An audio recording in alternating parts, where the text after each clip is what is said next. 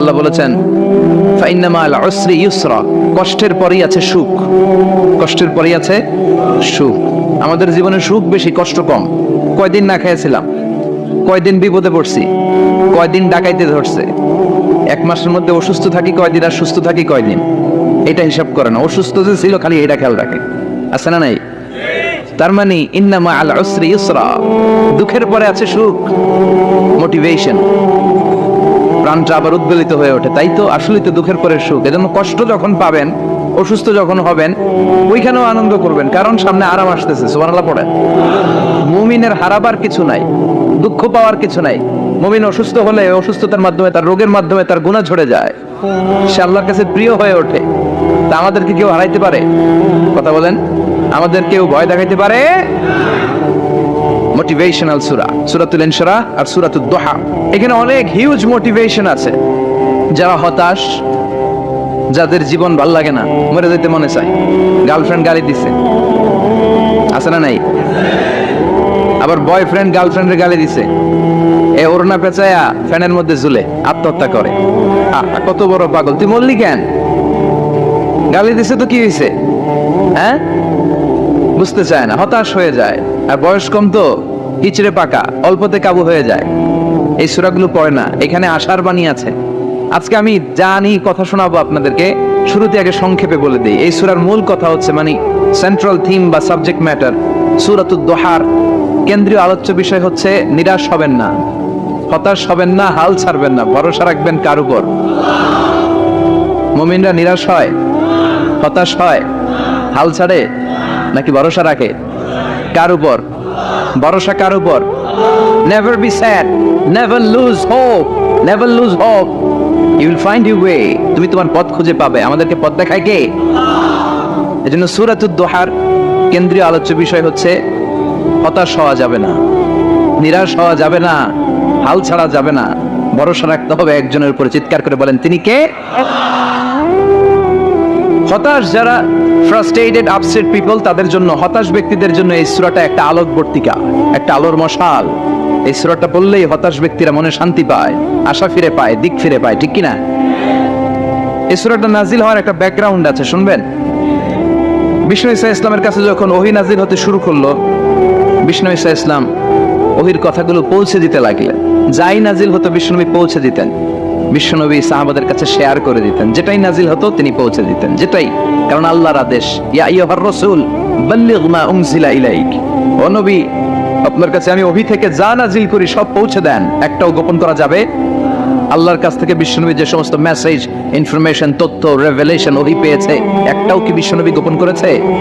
সব প্রকাশ করে গিয়েছে, সব শেয়ার করে গিয়েছে। বিশ্বনবী শেয়ার করতে লাগলেন। সকালে যা নাজিল হয় শেয়ার করেন, দুপুরে নাজিল হয় শেয়ার করেন, রাতে নাজিল হয় শেয়ার করেন, শেয়ার করতে লাগলেন। কিন্তু কি অবাক করা কাণ্ড, হঠাৎ করে এই ওহী আসার ধারাবাহিকতা আল্লাহ বন্ধ করে দিলেন। ওহী আর আসে না, আকাশ থেকে নতুন তথ্য আর নামে না। ঘটনা কি? ওহী আসে না কেন? তথ্য আসে না কেন? জিব্রাইল আসে না কেন? কোন বর্ণনা এসেছে 15 দিন, কোন বর্ণনায় 1 মাস, 3 মাস, এমনকি 6 মাস পর্যন্ত বর্ণনা পাওয়া যায় যে বিশ্বনবীর কাছে 6 মাস ওহী আসে নাই। বিশ্বনবী তো অবাক, ঘটনা কি? ওহী নামে না কেন? আর ওহী না আসলে তো বিশ্বনবী শেয়ার করতে পারে না। এতদিন যা আসতো বলে বেড়াতো, এখন আসেও না, বলতেও পারে না। কাফির মুশরিকরা বিশ্বনবীর গালি দিতে শুরু করলো, মুহাম্মদের রব মুহাম্মদের ভুইলা গেছে, মুহাম্মদের আল্লাহ মুহাম্মদের ছেড়ে দিয়েছে।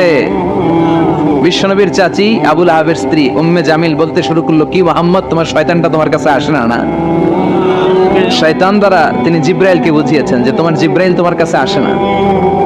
এভাবে সবাই গালমন্দ করতে শুরু করলো যে মুহাম্মদের আল্লাহ মুহাম্মদকে ভুলে গিয়েছে। বিষ্ণু ঈসা ইসলাম নিজেও হতাশ হয়ে গেলেন, কি রে ওহী আসে না কেন? আমার কোনো ভুল হচ্ছে না তো? আমার কোনো অপরাধ হয়ে গেল না তো? আল্লাহ কি আমার উপর অসন্তুষ্ট হয়েছেন? আল্লাহ কি আসলেই আমারে ভুলে গেছেন? আল্লাহ কি আমাকে ত্যাগ করেছেন? তিনি কি আমার উপর রেগে আছেন? আমরাও মাঝে মাঝে এরকম হতাশ হয়ে পড়ি। এরকম হতাশ লোক আছে না নাই? কি রে, আমার দোয়া কবুল হয় না কেন? আল্লাহ আমার ডাকে সাড়া দেয় না কেন? আমার জীবনে এত দুঃখ কেন? আমার জীবনে তো ভালো কিছু হয় না, খালি সব কষ্ট আমার কেন? এরকম আছে না নাই? এরকম হতাশদের জন্য এই সূরাটা একটা আলোকবর্তিকা, মোটিভেশনাল সূরা। আলহামদুলিল্লাহ পড়েন। বিশ্বনবীকে আল্লাহ আশ্বস্ত করলেন, আর এই সূরাটা নাজিল করলেন, আর বললেন ওয়াদ দুহা, ওয়াদ দুহা, দোহা মানে আলো, দোহা মানে আলো, প্রভাতের সূর্য কিরণের শপথ। Look up, the sunlight, it's a very beautiful day out there. ও নবী হতাশ হবেন না, বেরোন, সকালের সূর্যটা কত সুন্দর, কি ঝলঝলে পৃথিবী, ফকফকে আর তকতকে, দেখলেই মনটা ভরে যায়, ঠিক কি না? দোহা, দোহা মানে আলো, আশার আলো, সম্ভাবনার আলো। আমাদের জীবনে আলোর দরকার আছে না নাই? আলো না থাকলে আমরা বাঁচতে পারবো? আলো লাগে বড় ভালো। এই আজকে আলো না থাকলে আমার দেখা যেত। এজন্য কোরআনকে আল্লাহ আলো বলেছেন। কোরআনকে কি বলেছে? কিতাবুন আনজালনাহু ইলাইকা লিতুখরিজান নাসা মিনাল যুলুমাতি ইলান নূর। Muhammad, I've revealed this holy Quran unto you to lead the mankind out of darkness into the light. অন্ধকার থেকে লাইট, লাইট মানে কি? আলো, আলোর দিকে নেওয়ার জন্য এই কোরআন পাঠিয়েছি। আবার বিশ্বনবীকে আল্লাহ নূর, নূরের সাথে তুলনা করেছেন। আবার বিশ্বনবী আল্লাহর কাছে নূর চাইতেন, বলতেন আল্লাহ আমার ডানে আলো দাও, আমার বায়ে আলো দাও, আমার সামনে আলো দাও, পিছনে আলো দাও, উপরে আলো দাও, নিচে আলো দাও, আমার দেহে আলো দাও, আমার মাংসপেশির ভিতরে আলো দাও, আমার হাড্ডির ভিতরে আলো দাও, আমার জন্য তুমি আলো দাও। পড়েন আমিন। এজন্য আলো ছাড়া বেঁচে থাকা অসম্ভব। আল্লাহ তাআলা আলোর নামে সূরা দিলেন, সূরাতুদ দুহা, প্রভাতের আলো, প্রভাতের সূর্য কিরণের শপথ, আলোর শপথ। সুবহানাল্লাহ পড়েন। এরপর আল্লাহ বললেন আল-লাইলি ইযা সাজা, আলোর শপথ, সকালের সকালবেলার সূর্য কিরণের শপথ। দ্বিতীয় আয়াতে আল্লাহ বললেন রাত্রিবেলার শপথ, যখন রাত্রিটা নিঝুম হয়, হয় নিস্তব্ধ, নিঝুম আর নিস্তব্ধ রাতের শপথ। তাহলে আল্লাহ আলোরও কসম কাটলেন, তারপরে অন্ধকারেরও কসম কাটলেন, ঠিক কিনা? আলো দ্বারা মূলত আল্লাহ তাআলা ওহীর আগমনকে বুঝিয়েছে, আর অন্ধকার দ্বারা আল্লাহ তাআলা ওহীর অনুপস্থিতি বুঝিয়েছে। এটা দিয়ে আল্লাহ বোঝাতে চাইলেন, ও নবী, কাফির মুশরিকরা আপনারা গালি দেয়, ওরা বলে যে আমি আপনারা ভুলে গেছি, আমি আপনারা ত্যাগ করেছি, আমি আপনার প্রতি অসন্তুষ্ট। না না, আমি ইচ্ছা করে ওহী পাঠাই না, কারণ সব সময় আলো থাকলে ভালো লাগে না, কিছু সময় অন্ধকারের দরকার আছে না নাই? বুঝে শুনে উত্তর দিয়ে। 24 ঘন্টা আলো, 365 দিন খালি আলো আলো আরো আলো। যদি সূর্যের আলো সব সময় থাকে 365 দিন, ভাল লাগবে? রাতে ঘুমাবেন কেমনে? আবার সব সময় ঘুটঘুটে অন্ধকার, আলো নাই, ভাল লাগে? ক্ষেত খামারে চাষ করা লাগবে না, বাজারে যাওয়া লাগবে না। তার মানে আলোরও দরকার আছে, অন্ধকারেরও দরকার আছে। এটা দিয়ে আল্লাহ বুঝাতে চাইলেন, নবী ওহী নাজিল করা যেমনি দরকার আছে, মাঝে মাঝে ওহী বন্ধ রাখে আপনার বিশ্রাম দেওয়ারও দরকার আছে। চিৎকার করে বলেন আল্লাহু আকবার। এজন্য আল্লাহ বললেন ওয়াদ-দুহা ওয়াল-লাইলি ইযা সাজা মা ওয়াদ্দা'আকা রাব্বুকা ওয়া মা ক্বালা ওয়ালাল আখিরাতু খায়রুন লাকা মিনাল উলা। সুবহানাল্লাহ পড়েন। ও নবী, প্রভাতের সূর্য কিরণের শপথ, নিঝুম নিস্তব্ধ রাত্রিবেলার শপথ, আলো আর অন্ধকারের শপথ করে আমি বললাম আপনার প্রভু আপনারে ভুলে যায় নাই, আপনার উপর অসন্তুষ্ট হয় নাই। আমি আল্লাহ ইচ্ছা করে ওহী বন্ধ রেখেছি, কারণ ওহীর একটা পাওয়ার আছে, বারবার ওহী রিসিভ করলে আপনার স্নায়ু এটা সহ্য করতে পারবে না, আপনার দেহ এটারে বরদাস্ত করতে পারবে না। নবী, আমি আপনার প্রতি এত রহম দিল, এত ভালোবাসি, বারবার ওহী নিতে নিতে আপনার যে কষ্ট হয়, এই কষ্টটা আমার আল্লাহর সহ্য হয় না। এজন্য আমি আল্লাহ ইচ্ছা করে কিছুদিন ওহী বন্ধ রাখছি। সুবহানাল্লাহ পড়েন। তার মানে এই নয় যে আমি আপনারে ভুলে গিয়েছি, আমি আপনারে ছেড়ে দিয়েছি। আরে নবী, আমি তো আমার নামের সাথে আপনার নামকে জুড়ে দিয়েছি, লা ইলাহা ইল্লাল্লাহ মুহাম্মাদুর। যেখানে আমার আল্লাহর নাম, সেখানে বিশ্বনবীর নাম আছে না নাই? আযান যখন দেই আল্লাহু আকবারের পরে বিশ্বনবীর নাম আছে না নাই? একামতে আছে না নাই? আবার আল্লাহর জন্য যখন সালাত আদায় করি, শেষ বৈঠকে বিশ্বনবীর উপর দুরূদ আছে না নাই? ওয়ারাফা'না লাকা যিকরাক। ও নবী, আপনার নামকে আমি অনেক উপরে তুলে ধরেছি। আমার নাম যেখানে, আপনার নাম ওইখানে, গোটা বিশ্বব্যাপী আপনার নাম ছড়ায় যাবে। ওরা আপনারে গালি দেয় কবি বলে, ওরা গালি দেয় গণক বলে, ওরা বলে আপনি আফতার, লেস কাটা। আসলে যারা আপনারে গালি দেয় ওরাই লেস কাটা। ওরা আপনারে বলে আপনি নির্বংশ, আপনার ছেলেগুলো বেঁচে নাই, মেয়ে বেঁচে আছে, আপনার নাম নেয়ার কেউ থাকবে না। ওই আবু জাহেল, উতবা, সাইবা, ওদের নাম নেয়ার কেউ থাকবে না। আপনি লেস কাটা নন, আপনি নির্বংশ নন। ইন্না শানিয়াকা, চিল্লায় বলেন ইন্না শানিয়াকা। যারা আপনারে গালি দেয়, যারা আপনারা নিয়ে কটু কথা বলে, ওরাই লেস কাটা, ওরাই নির্বংশ। ওদের বংশকে আমি আল্লাহই নির্বংশ করে ছাড়ি। চিল্লায় বলেন ঠিক কিনা? ও নবী, মা ওয়াদ্দা'আকা রাব্বুকা ওয়া মা ক্বালা, আপনার রব আপনারে পরিত্যাগ করে নাই, আপনারে ভুলে যায় নাই, আপনারে ছেড়ে দেয় নাই। আপনার রব ইচ্ছা করেই ওহী নাজিল বন্ধ করে রেখেছে। আমি ইচ্ছা করেই আপনারে প্রেসার দিতে চাই নাই গো নবী, কারণ ওহী রিসিভ করা অনেক কঠিন। এটা আস্তে আস্তে আপনি অভ্যস্ত হবেন। সুবহানাল্লাহ পড়েন। ওহীর একটা পাওয়ার আছে না নাই? আমরা তো কি মজায় মজায় কোরআন পাইছি। এই যে কি সুন্দর কোরআন নিয়ে বসে পড়ি, তাফসীর করি, কি মজার কোরআন। এই কোরআনটা রিসিভ করতে যে বিশ্বনবীর কত কষ্ট হয়েছে। এই কোরআনকে আল্লাহ বলেছেন এটা কাউলান সাকিলা, very heavy and weighty word. এটা অনেক ওজনওয়ালা কথা। ইন্না সানুলকি আলাইকা কাউলান, এটার অনেক ওজন। এই কোরআনটা যদি পাহাড়ের উপরে নাজিল করা হতো, পাহাড়গুলো দুমড়ে মুচড়ে ভেঙে টুকরো টুকরো হয়ে খান খান হয়ে যেত, ঠিক কি না? এত কঠিন বানিয়ে এটা। ও নবী, আমি আলোর সাথে ওহীর মিল ঘটিয়েছি, আলো দিয়ে ওহীকে বুঝিয়েছি। সূর্যের যেমনি কিরণ আছে, তেজ আছে, এই ওহীরও একটা তেজ আছে। এই তেজ, এই কিরণ আপনি সব সময় সহ্য করতে পারবেন না। এজন্য আমি ইচ্ছা করে কিছুদিন ওহী নাজিল করা বন্ধ করে রেখেছি। সুবহানাল্লাহ পড়েন। ইচ্ছে করে আমি নাজিল করি নাই। সব সময় নাজিল হলে আপনার ভালো লাগতো না। বুখারীর বর্ণনা, মা আয়েশা বলতেন শীতের রাতে, কনকনে মাঘ মাসের শীতের রাতে যখন বিশ্বনবীর উপর কোরআনের আয়াত নাজিল হতো, বিশ্বনবী ঘেমে ঘেমে একাকার হয়ে যেতেন। হাত্তা লা ইয়াতাফাসসাদু জাবিনুহু আরাকান, বিশ্বনবীর দাড়ি আর থুতনি বেয়ে ঝরঝর করে পানি পড়তো। আমরা কম্বল গায়ে দিয়ে থাকি আর বিশ্বনবী ঘামে। সুবহানাল্লাহ কইবেন না? এটা কওলান সাকিলা, অনেক ওজনওয়ালা কথা।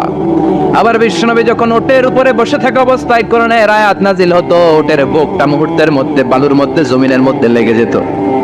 ঘোড়ায় চড়া অবস্থায় বিশ্বনবীর কাছে যখন কোরআন নাজিল হতো, ঘোড়ার পা গুলো মরুভূমির বালুতে দেবে যেত। মাঝে মাঝে বিশ্বনবী সাহাবাদের রানের উপরে, পায়ের উপরে মাথা দিয়ে শুয়ে পড়তেন, ক্লান্ত শ্রান্ত। যায়েদ বিন হারেসা, বিশ্বনবীর পালক পুত্র, তার পায়ের উপরে মাথা রেখে বিশ্বনবী একবার কথা বলতে বলতে ঘুমিয়ে পড়লেন। ঘন্টাখানিক ঘুমালেন। যায়েদ বিন হারেসা বলে, আমার কাছে তো আমার কোনো কষ্টই হচ্ছে না, বিশ্বনবীর মাথাটা খুব বেশি ওজন মনে হচ্ছে না। ঘন্টাখানিক পর বিশ্বনবী চোখ খুললেন, আর খোলা মাত্রই ওনার উপর ওহী কোরআনের আয়াত নাজিল করতে শুরু করলো। কে? যায়েদ বিন হারেসা বলে, যখনই কোরআনের আয়াত নাজিল হতে শুরু করলো, আমার মনে হচ্ছে বিশ্বনবীর মাথাটা 50-60 কেজি ওজন বেড়ে গিয়েছে। বিশ্বনবীর মাথার ওজনে আমার পায়ের রান ফেটে যাবে, আমার পায়ের হাড্ডি ফেটে যাবে, আমার পাটা ভেঙে খান খান হয়ে যাবে মনে হচ্ছিল। তার মানে কোরআনের আয়াত যখন নাজিল হয়, বিশ্বনবীর উপর একটা প্রেসার আছে না নাই? এই জন্য আল্লাহ বললেন, নবী আমি আপনার ভুলে যাই নাই। কাফেররা যেমনি আপনার গালি দেয় যে আমি আপনার ভুলে গিয়েছি, আপনার উপর আমি অসন্তুষ্ট, নেভার, অসম্ভব। আমি আপনার উপর কখনো অসন্তুষ্ট নই, বরং আমি ইচ্ছা করি আপনার উপর থেকে প্রেসার কমিয়ে দেওয়ার জন্য কয়েকদিন ইচ্ছা করে আপনার ছুটিতে রাখছি। সুবহানাল্লাহ পড়েন। যাতে করে আবার এনার্জি গায়ে নেওয়ার পরে নতুন করে কোরআনের আয়াত রিসিভ করার জন্য আপনি সক্ষম হন। চিল্লায় পড়তে হবে আল্লাহু আকবার। এজন্য আল্লাহ বললেন, ওয়াদ-দুহা ওয়াল-লাইলি ইযা সাজা মা ওয়াদ্দা'আকা রাব্বুকা ওয়া মা ক্বালা ওয়ালাল আখিরাতু খায়রুল লাকা মিনাল উলা। এরপর আল্লাহ বললেন, নবী ওয়ালাল আখিরাতু খায়রুল লাকা মিনাল উলা, and verily indeed the hereafter is far better for you than this dunya. এই দুনিয়ার চেয়ে আপনার জন্য আখিরাতটা অনেক দামি। খায়রুল লাকা মিনাল উলা, এই দুনিয়ার চেয়ে আখিরাতটা অনেক শ্রেষ্ঠ। এতে আল্লাহ বললেন দুনিয়ার চেয়ে আখিরাত শ্রেষ্ঠ, আর এক আয়াতে আল্লাহ বললেন দুনিয়ার চেয়ে আখিরাত হলো স্থায়ী, ঠিক কি না? বাল তুফিরুনাল হায়াতাদ দুনিয়া ওয়াল আখিরাতু খায়রুন ওয়া আবকা। তোমরা দুনিয়ার জীবন নিয়ে পাগল পাড়া হয়ে থাকো, আল্লাহ বললেন দুনিয়ার জীবনের চাইতে আখিরাতের জীবন শ্রেষ্ঠ এবং স্থায়ী, ঠিক কি না? কার কথা? দুনিয়া স্থায়ী না আখিরাত স্থায়ী? দুনিয়া শ্রেষ্ঠ না আখিরাত শ্রেষ্ঠ? কিন্তু আমরা কোনটার পিছনে দৌড়াই? খালি দুনিয়া দুনিয়া। দুনিয়া কে মজা লে লো, দুনিয়া তোমারি হ্যায়, কিন্তু জান্নাত কে মজা লে লো, জান্নাত তোমারি হ্যায়, ওইটা কয় না? আছে না নাই? দুনিয়ার পেছনে পাগল হয়ে আমরা পড়ে থাকি। এই দুনিয়ার জীবনটা একটা মায়াজাল, এটা একটা মরিচিকা। এই মরিচিকা, এই ধোঁকা, এই লালসা আর এই মায়াজালের পেছনে আমরা ছুটছি। ছুটতে ছুটতে হুট করে একবার কবরের ভিতরে ঢুকতে হবে। কথা বলেন, তখন আমাদের টনক নড়বে। এজন্য দুনিয়া মুমিনদের জন্য শ্রেষ্ঠ আর স্থায়ী জায়গা নয়। মুমিনের আসল জায়গা হচ্ছে আখিরাত। মুমিনের শান্তি আর কল্যাণের জায়গা হচ্ছে আখিরাত। জান্নাত হচ্ছে মুমিনের শেষ ঠিকানা। চিৎকার করে বলেন ঠিক কি না?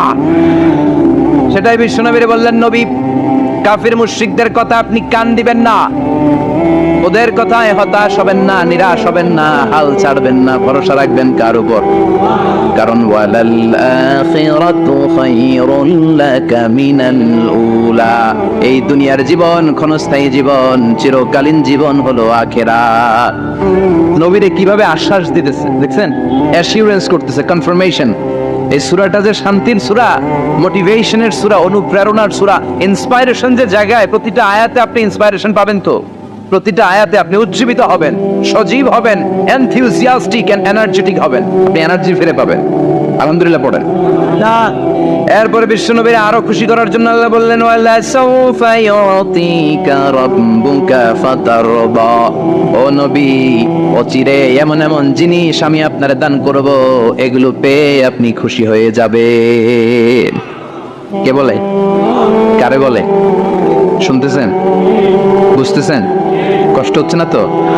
ওয়ালা সাউফা ইউতিকা রাব্বুকা ফাতারদা, অচিরেই এমন এমন জিনিস আমি আল্লাহ আপনারে দান করবো। ওরা আপনারে গালি দেয়, ওদের কথা আপনার মন খারাপ, আপনি হতাশ, ভয় পাবেন না নবী, হতাশ হবেন না, নিরাশ হবেন না, আমার উপর ভরসা রাখেন না।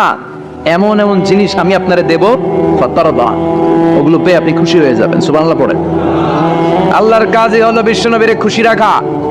Verily I'm gonna give you something that will make you happy, এমন জিনিস আপনারে দেব নবী, আপনি খুশি হয়ে যাবেন।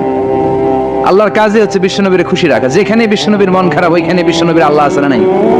বিশ্বনবীর উপাধি দিয়েছেন আল্লাহ হাবিবুল্লাহ, কি দিয়েছে? আর সাইয়েদনা ইব্রাহিমের উপাধি খলিলুল্লাহ। দুইজনই আল্লাহর প্রিয়, দুইজনই উলুল আজমি মিনার রাসূল। কিন্তু খলিল মানেও বন্ধু, হাবিব মানেও বন্ধু। খলিল মানে এমন বন্ধু যেই বন্ধু আল্লাহরে খুশি করার জন্য কাজ করে, আর হাবিব মানে এমন বন্ধু যেই বন্ধুরে খুশি রাখার জন্য আল্লাহ নিজেই কাজ করে। কি শান, কি মান এই নবীর! আর ওই নবীরে গালি দেয়, এগুলো জাহান্নামের নরকীট আর পিতৃ পরিচয়হীন জারদ সন্তান। As a father, as a teacher, as a commander, as a lawgiver, as a lawmaker, as a reformer of the society, Muhammad is the Superman of the world. উনি সুপারম্যান, উনি অসাধারণ ব্যক্তিত্ব, আনপ্যারালাল পার্সোনালিটি। ওনার জীবনী নিয়ে পড়া শুরু করলে এটা শেষ হয় না। বিয়ন্ডলেস, বাউন্ডলেস, বটমলেস, এটা তলাবিহীন সাগর। বিশ্বনবীর জীবনী একটা সাগর, কিন্তু সাগরের কি নাই? সুবহানাল্লাহ কইবেন না? এই বিশ্বনবীর খুশি রাখা কার কাজ? যেখানে বিশ্বনবী হতাশ, যেখানে বিশ্বনবীর মন খারাপ, বিশ্বনবীর মন ভালো করে দেয় কে? এজন্য আল্লাহ বলেন ওয়ালা সাউফা ইউতিকা রাব্বুকা, অচিরেই আপনার রব আপনাকে এমন এমন জিনিস দান করবে নবী, এগুলো পেয়ে আপনি খুশি হয়ে যাবেন। কিভাবে নবী খুশি হয়েছে, কিভাবে নবীর আল্লাহ খুশি রাখবে, শুনবেন? শুনবেন? শুনবেন? দেখেন, খেয়াল করে বুঝতে হবে কিভাবে আল্লাহ তাআলা বিশ্বনবীকে খুশি করেন। দেখেন, বিশ্বনবীর প্রথম কোথায় খুশি করলেন? বিশ্বনবী মক্কার জমিনে দাওয়াতি কাজ যখন শুরু করলেন, তিনি দেখলেন বিশ্বনবী খুব ভালো অ্যানালাইসিস করতে পারতেন। তিনি মক্কার সোসাইটিটাকে, সমাজটাকে বিশ্লেষণ করে অ্যানালাইজ করে উনি দেখলেন যে এই মক্কায় দাওয়াতি কাজের একটা শক্ত অবস্থান নিতে হলে দুইজন লোকের একজন আমার চাই। সুবহানাল্লাহ পড়েন। কি বিশ্লেষণ শক্তি, কি চিন্তা শক্তি! উনি ঘেঁটে ফেললেন, উনি বুঝে ফেললেন সবাইকে দেখে যে দুইজনের একজন আমার সাথে না থাকলে আমার দাওয়াতি কাজ চালানো কষ্ট হয়ে যাবে। এজন্য গভীর রাতে তাহাজ্জুদের নামাজ শেষে আল্লাহর কাছে কেঁদে কেঁদে বিশ্বনবী দোয়া করে, আল্লাহ আল্লাহুম্মা আইজ্জাল ইসলাম বি আহাব্বির রাজুলাইনি ইলাইক, আল্লাহ দুইজন লোকের যেই লোকটারে তোমার দরবারে মকবুল মনে হয়, ভালো লাগে, পছন্দ হয়, তাদের একজনকে ইসলামের ভেতরে ঢুকিয়ে দিয়ে ইসলামকে তুমি বিজয় দান করে দাও। ও আল্লাহ, দুইজনের একজনকে আমার চাই। একজন হলো আবি জাহাল ইবনে হিশাম, হিশামের বেটা আবু জাহাল, আও উমর ইবনুল খাত্তাব, অথবা খাত্তাবের বেটা উমর। সুবহানাল্লাহ পড়েন। সাথে সাথে দোয়া কবুল করলো কে? কার জন্য করলো? নাকি আবু জাহেলের জন্য? আবু জাহেলের চোখের সামনে পর্দা ছিল, ও পর্দা সরায় না, ওর অন্তরে পর্দা, ও পর্দা উঠে সত্যটা দেখতে চায় না। এজন্য ওর জন্য গোটা বিশ্ববাসীর আছে ঘৃণা। ওর যেখানে জন্মস্থান ওইখানে সৌদি সরকার ল্যাট্রিন বানায় দিয়েছে, ঘৃণার প্রতীক। ওইখানে তো অন্য কিছু বানাইতে পারতো, ল্যাট্রিন বানাইতে যাবে কেন? গোটা বিশ্বের মানুষ যে যেন এটা ভরাই দিয়ে আসতে পারে। কথা বলেন। এই বেয়াদবটার জন্য আল্লাহ দোয়া কবুল করে নাই। ওমরে ফারুক রাগী ছিলেন, কিন্তু সত্য প্রকাশে, সত্য গ্রহণে আপসহীন। সত্য দেখলেই উনি মেনে নিতেন। এটা জাহেলি যুগে ওনার মধ্যে এই গুণ ছিল। আল্লাহু আকবার। বিশ্বনবীকে দেখে দোয়া করে আল্লাহ, মক্কার জমিনে এই দুইজনের একজন যদি কালেমা না পড়ে, মক্কার জমিনে দাওয়াতি কাজ চালিয়ে যাওয়া কঠিন হয়ে যাবে। হয় হিশামের বেটা আবু জাহেল কিংবা দারুল আরকামের ঘরে সাফা পাহাড়ের পাদদেশে লুকিয়ে লুকিয়ে দাওয়াতি কাজ করতেন। আশেপাশে সাহাবীরা বসে। বিশ্বনবীর চাচা হামজা ইবনে আব্দুল মুত্তালিব বললেন, নবী তাড়াতাড়ি পালিয়ে যান, ওই যে দেখা যায় ওমর ফারুক তলোয়ার নিয়ে আপনারে মারতে আসছে। বিশ্বনবী বললেন, চাচা সরে যান। সাহাবীদেরকেও সরে যেতে বলেন, দরজাটা খুলে দেন, ওমরকে আসতে দেন। আমার তো মনে হচ্ছে ওই যে তাহাজ্জুদের নামাজ পড়ে আল্লাহর কাছে কেঁদে কেঁদে আমি দোয়া করেছি, আমার দোয়াটা আজকে কবুল হতে চলেছে। আমার তো মন বলছে আল্লাহ দোয়াটা কবুল করবে। দরজা খুলে দেন। ওমর ফারুক চলে আসলেন, এসে তলোয়ার রেখে দিয়ে আঙ্গুল উঁচু করে বললেন, আশহাদু আল্লা ইলাহা ইল্লাল্লাহ, আশহাদু আন্নাকা মুহাম্মদ রাসূলুল্লাহ। ঝিনুকের ভেতর লুকিয়ে থাকে যেমন মতি, ঝিনুকের ভেতর লুকিয়ে থাকে যেমন মতি, কালমা শাহাদাতে আছে আল্লাহর জ্যোতি, কালমা শাহাদাতে আছে আল্লাহর জ্যোতি। সুবহানাল্লাহ পড়েন। কি আল্লাহর জ্যোতি এসে ওমর ফারুকের হৃদয়টাকে নুরানি করে দিল। এই তলোয়ার রেখে ঘোষণা দিলেন, আশহাদু আল্লা ইলাহা ইল্লাল্লাহ ওয়া আশহাদু আন্নাকা মুহাম্মাদ আবদুল্লাহ ওয়া রাসূলুহু। বিশ্বনবী খুশি হয়ে গেলেন। ফাতারদা ওয়ালা সাউফা ইউতিকা রাব্বুকা ফাতারদা। ও নবী, অচিরে এমন এমন জিনিস একটার পর একটা আমি আপনারে দান করব, এগুলো পেয়ে আপনি খুশি হয়ে যাবেন গো নবী। আপনার অন্তরে দুঃখ, কষ্ট, হতাশা, আপসেট হওয়ার মানসিকতা, ফ্রাস্ট্রেশন কিছু আল্লাহ রাখবো না। ওয়ালা সাউফা ইউতিকা রাব্বুকা ফাতারদা। অচিরে এমন এমন জিনিস আমি আল্লাহ আপনারে দেব, আপনি খুশি হয়ে যাবেন। ওমর ফারুকের ইসলাম ধর্ম গ্রহণ করানোর মাধ্যমে বিশ্বনবীর মনটারে খুশি করে দিল কে? আল্লাহ। ফাতারদা। বিশ্বনবী খুশি হয়ে গেলেন। পাইছেন আল্লাহ কিভাবে বিশ্বনবীরে খুশি করে? সুবহানাল্লাহ পড়বেন না? এরপরে বিশ্বনবী মক্কা থেকে তায়েফে দাওয়াত দিতে গেলেন। কোথায়? হজমরা যারা করেছেন 70 থেকে 75 80 কিলো দূরে পাহাড়ি পথ বেয়ে বেয়ে উঠতে হয়, 6-7 হাজার ফিট উপরে পাহাড়ের উপরে তায়েফের শহর, তায়েফ সিটি। ঠান্ডা। ওইখানে গেলে মনেই হবে না এটা সৌদি আরব। ওইখানে জ্যাকেট লাগে। কি লাগে? জ্যাকেট। বিশ্বনবী কষ্ট করে 80 কিলোমিটার পথ পাড়ি দিয়ে তায়েফের ছেলেদেরকে দাওয়াত দিতে গেলেন। কিন্তু বিশ্বনবীর দাওয়াতি এই ডাকে, এই আহ্বানে তারা সাড়া দেয় নাই। বিশ্বনবীর এই দাওয়াতকে তারা রিজেক্ট করেছে। বিশ্বনবীকে পাথর মেরেছে। বিশ্বনবীর মোবারক দেহটাকে রক্তাক্ত করেছে। আমার নবীর এই সুন্দর দেহটা বেয়ে বেয়ে ঝরঝর করে রক্ত ঝরেছে। তায়েফের মাটি সাক্ষী, তায়েফের পাথর সাক্ষী। 3টা জায়গায় বিশ্বনবী বেহুশ হয়েছে। এখনো ওখানে গেলে স্থানীয় লোকরা বলে, বংশ পরম্পরায় ওরা জেনে এসেছিল যে এই জায়গাগুলোতে বিশ্বনবীকে আঘাত করা হয়েছে। এখনো লোকজন দেখায়, এখানে পড়েছিল বিশ্বনবী, ওখানে পড়েছিল, ওখানে পড়েছিল, ওই খেজুর বাগানে বিশ্বনবী লুকিয়েছিল, আজও ওখানে খেজুর বাগানই করে রাখছে ওরা। আল্লাহু আকবার পড়েন। খেয়ে না খেয়ে দিন প্রচারের কাজে নিজেকে দিয়েছ বিলিয়ে, তায়েফের কাফিরেরা চিনল না সে আলো, দুষ্ট ছেলেদের পিছু দিল লেলিয়ে, পাথরের আঘাতে ক্ষত বিক্ষত হয়ে সারা শরীর থেকে রক্ত ঝরে।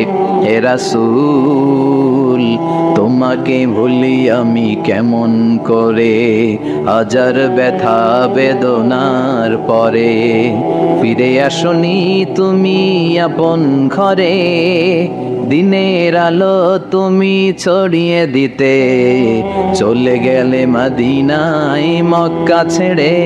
হে রাসূল তোমাকে ভুলি আমি কেমন করে, হে রাসূল তোমাকে ভুলি আমি কেমন করে। ঠিক কি না? পাথর মেরে বিশ্বনবীকে রক্তাক্ত করা হলো। বিশ্বনবী রক্তাক্ত। বিশ্বনবীর সাহাবা সাইয়েদনা যায়েদ রাদিয়াল্লাহু তাআলা আনহু কুয়া থেকে পানি এনে বিশ্বনবীর গা থেকে রক্তগুলো ছেড়ে ফেলে দেয়। বিশ্বনবীর গায়ের মধ্যে পানি দিয়ে হাত পাগুলো ধুইয়ে দেয়। বিশ্বনবী কাঁদে। আহা, কাঁদে। রহমতের নবী কাঁদে, আরেকজনের জন্য কাঁদে, নিজের কোনো লাভ নাই। মায়ের খাইছে, ওরা যেন বাঁচে জাহান্নামের আগুন থেকে। সুবহানাল্লাহ কইবেন না? ওদেরকে বাঁচাইতে আসছিল জাহান্নামের মায়ের থেকে, জাহান্নামের শাস্তি থেকে ওদেরকে বাঁচানোর জন্য নবী মায়ের খেয়েছে। চিল্লা এখন ঠিক কি না? কেঁদে কেঁদে বিশ্বনবী হয়রান। যায়েদ রাদিয়াল্লাহু তাআলা আনহু বিশ্বনবীর সান্ত্বনা দেন, নবী কাঁদবেন না। হামলাতুল জিবাল, পাহাড় রক্ষী ফেরেশতারা এসে বলে, নবী আপনি শুধু অর্ডার করেন, এই যে পাহাড়ের গিরিপথ, এই দুইটা গিরিপথ, এই দুইটা পাহাড় এমন ভাবে দুই দিক থেকে চাপা দেব গো নবী, তায়েফের সবগুলো ছেলেরে মুহূর্তের মধ্যে ধূলিসাৎ করে দেব। বিষ্ণু বললেন, না, আমি ক্ষমা করে দিলাম, আমি ক্ষমা করে দিলাম। আমার গায়ের উপরে যারা অত্যাচার করে এর কোনোটার প্রতিশোধ আমি নেই না, আমি শুধু প্রতিশোধ নেই যারা ইসলামের বিরোধিতা করে। চিল্লায় বলেন ঠিক কিনা? বিশ্বনবীকে আঘাত করা হয়েছে, তার গায়ে শারীরিক কষ্ট, এটার শাস্তি বিশ্বনবী দিতেন না, কখনোই দিতেন না, ক্ষমা করে দিতেন। কিন্তু ইসলামকে মারাত্মকভাবে যদি ইসলামের বিরুদ্ধাচারণ কেউ যদি করত, শুধু তাদের উপর বিশ্বনবী তলোয়ার চালাতেন। চিৎকার করে বলতে হবে ঠিক কিনা? বিশ্বনবী কাঁদলেন। কে দেখে বিশ্বনবীর কান্না? নিজের জন্য কাঁদে না, ওদের জন্য কাঁদে। আর বললেন, না ফেরেশতারা, ওদেরকে তোমরা মেরে ফেলো না, হয়তো ওরা কালিমা পড়ে নাই, ওদের ভবিষ্যৎ প্রজন্মদের মধ্য থেকে কেউ না কেউ কালিমার বাণী পড়বে। তাই হয়েছে।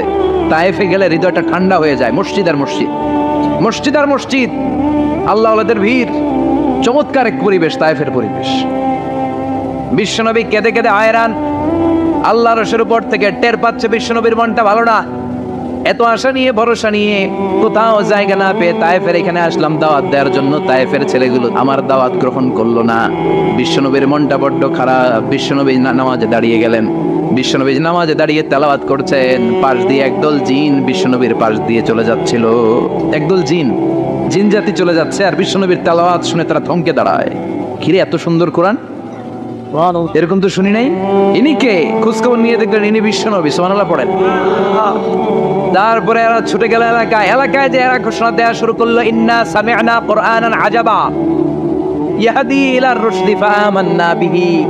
নিশ্চয় আমরা আজীব চমৎকার কোরআন তেলাওয়াত শুনে এসেছি।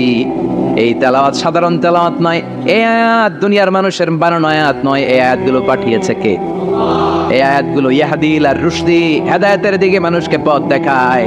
তাই আমরা যারা এই তেলাওয়াত শুনেছি, আমান্না বিহি, এই তেলাওয়াত শুনে, কোরআন শুনে, বিশ্বনবীর কণ্ঠে তেলাওয়াত শুনে আমরা সবাই ঈমান এনে মুসলমান হয়ে গেলাম। বিশ্বনবী তখনও জানে না জিনেরা যে মুসলমান হয়েছে। বিশ্বনবী নামাজ পড়ে যখন বসলেন, সাইয়েদনা জিবরাইল মারফত আল্লাহ বিশ্বনবীরা জানায়, ও নবী হতাশ হন কেন? হতাশ হবেন না, নিরাশ হবেন না, হাল ছাড়বেন না, ভরসা রাখবেন কার উপর? ও নবী হতাশ হন কেন? দাওয়াত দিতে এসেছিলেন তায়েফের যুবকদেরকে।